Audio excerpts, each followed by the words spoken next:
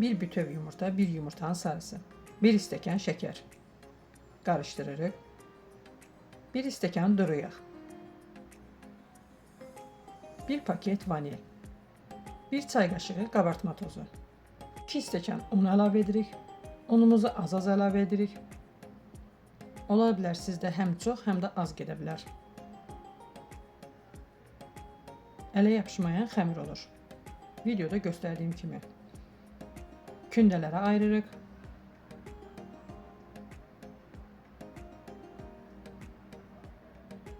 İlk öncə yumurta ağına batırırıq.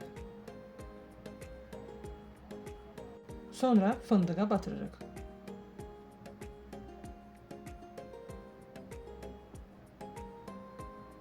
Ortasından oyuqlar açırıq.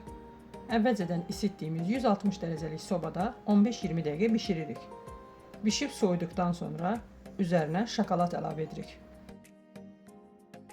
Reseptlər üçün izləmədə qalın. Hazırlayacaq olanlara əvvəlcədən nuş olsun. İzlədiyiniz üçün təşəkkürlər.